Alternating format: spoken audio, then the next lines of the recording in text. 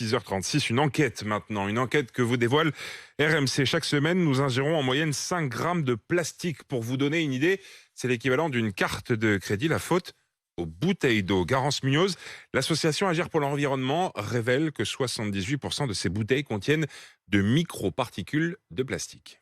Sur 9 bouteilles d'eau testées, 7 sont contaminées au microplastique. Or, ceux-ci ne se dégradent pas une fois dans notre organisme. Bien au contraire, explique Nathalie Gontard de l'Institut de recherche pour l'agriculture, l'alimentation et l'environnement. Notre corps n'est pas équipé pour s'en débarrasser. Les enzymes ne vont absolument pas attaquer ce plastique qui va perdurer jusqu'à notre mort. Et ensuite, créer des déséquilibres, des destructions cellulaires, des cancers. Même si ces dangers sont encore difficiles à chiffrer, le principe de précaution devrait être respecté, alerte Stéphane Kirchhoff, directeur d'Agir pour l'environnement. On assiste à des industriels qui continuent à mettre sur le marché massivement, sans jamais s'intéresser aux effets potentiels de la migration des microplastiques. En France, ce sont presque 9 milliards de litres d'eau en bouteilles qui sont vendus chaque année, un scandale sanitaire d'après lui. On demande à ce que les publics sensibles, femmes enceintes, bébés, enfants, ne soient plus exposés à de l'eau embouteillée en plastique. On a vu que d'ailleurs dans notre analyse, c'est une bouteille destinée aux enfants qui est concentrée le plus de microparticules et une interdiction générale des bouteilles plastiques et des plastiques à usage unique d'ici la fin du quinquennat, c'est-à-dire 2027. Les buveurs d'eau en bouteille concentrent 22 fois plus de microparticules que les buveurs d'eau au robinet.